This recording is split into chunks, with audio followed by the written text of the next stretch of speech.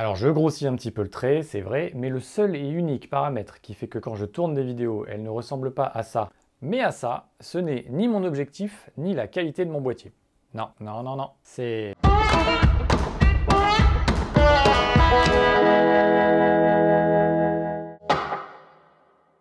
Bonjour, c'est Sylvain pour la chaîne Le Doigt sur l'Objectif. Je suis ravi de vous retrouver pour cette nouvelle vidéo où l'on va s'attarder sur un élément essentiel à toute production visuelle, que ce soit de la photo ou de la vidéo d'ailleurs. Je veux bien évidemment parler de la lumière. Alors cette vidéo est la première d'une série intégralement dédiée à la lumière, mais comme toute chose, avant de commencer, ça peut être pas mal de comprendre les bases et les termes que l'on va employer ensuite. D'ailleurs, pour être certain de ne pas rater les prochaines vidéos, n'hésitez pas à vous abonner si c'est pas déjà le cas, à activer la cloche, pourquoi pas, parce que c'est gratuit, donc voilà, merci. Aujourd'hui, on va se concentrer sur ce qui caractérise la lumière et sur les effets que ça peut avoir sur vos photos et vos vidéos. Pour avoir de la lumière, il faut avant toute chose une source lumineuse.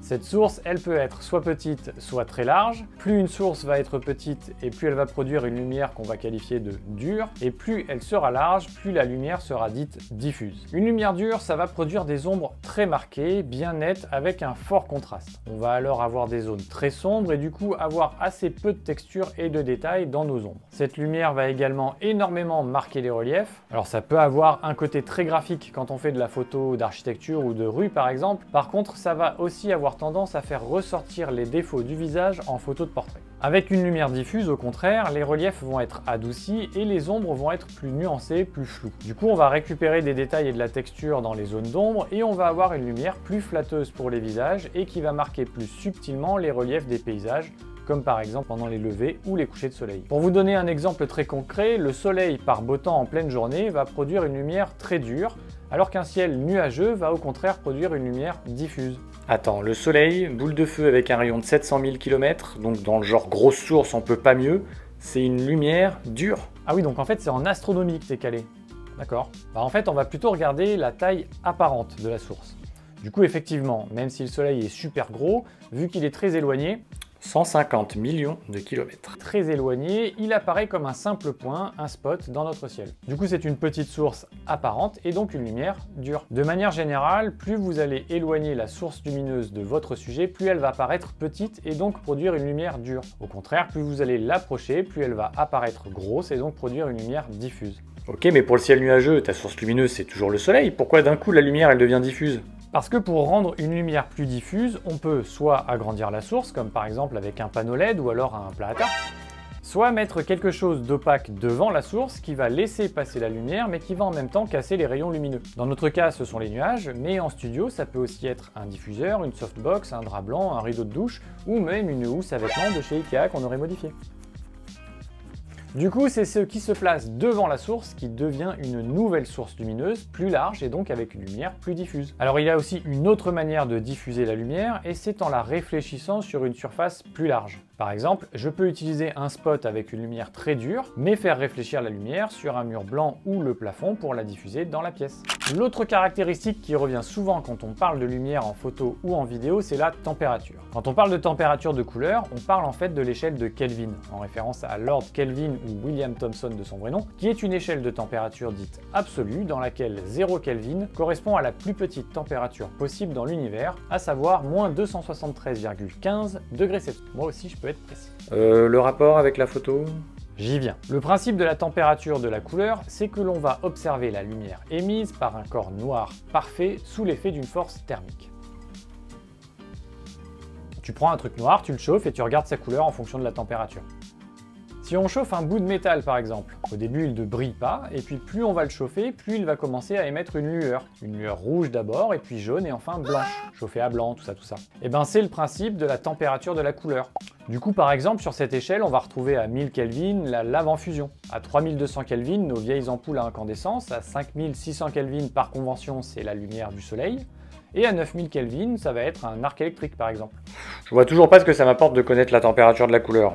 En réalité, c'est surtout pour avoir un point de repère pour ce qu'on appelle la balance des blancs. Prenons un exemple. Si vous êtes en extérieur avec un soleil qui vous éclaire donc à 5600 Kelvin et que vous lisez tranquillement un livre.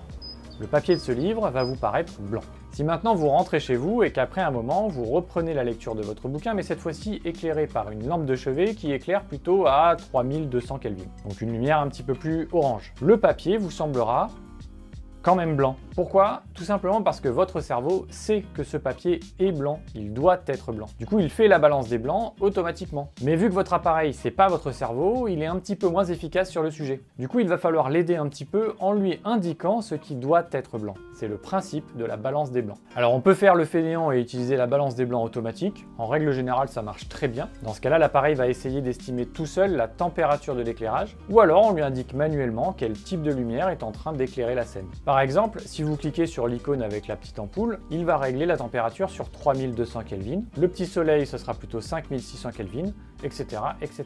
Sinon, on peut aussi faire une balance manuelle en prenant en photo un truc blanc et en lui disant « ça, c'est blanc ». Pour voir l'effet de la balance des blancs, on peut faire une petite expérience. On va prendre la photo d'un objet en extérieur en réglant normalement la balance des blancs. Ici, c'est plutôt couvert, donc on va mettre petit nuage. Voilà. Et si maintenant je prends à peu près la même photo mais en intérieur, donc avec mes ampoules comme éclairage principal, mais que je ne change pas la balance des blancs, voilà ce qui se passe. Le blanc devient jaune-orange et les couleurs ne sont plus les mêmes car la température de la lumière n'est plus la même. Ça donne une teinte à ma photo.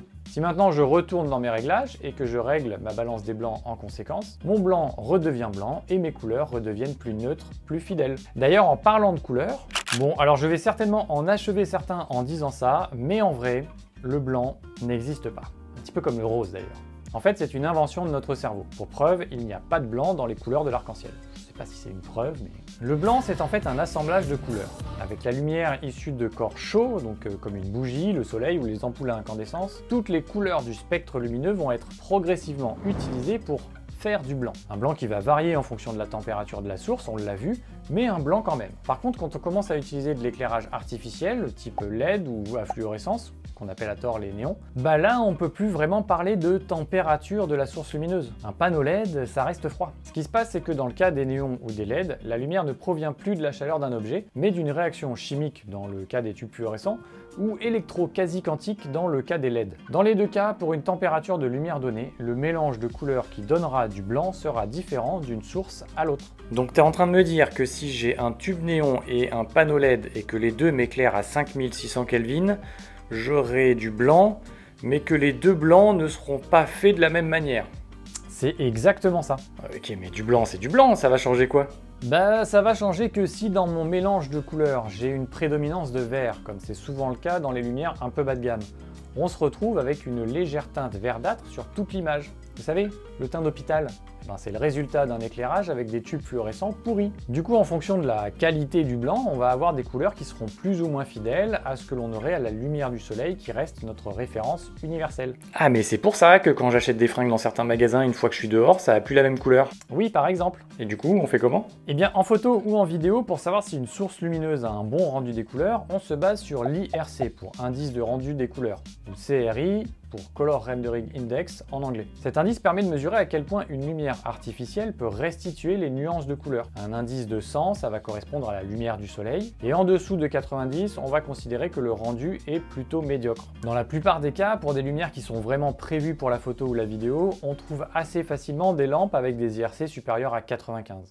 Voilà, on a fait le tour de la question, en tout cas pour tout ce qui va nous intéresser en photo ou en vidéo. Merci d'avoir regardé cette vidéo jusqu'au bout. N'hésitez pas à me dire en commentaire ce que vous en avez pensé ou si vous voulez qu'on approfondisse certains points dans les prochaines vidéos. Si vous avez aimé cette vidéo, n'hésitez pas non plus à cliquer gentiment sur le pouce bleu et si vous n'avez pas aimé, bah vous êtes quand même bien aimable d'être resté jusque là, donc merci à vous.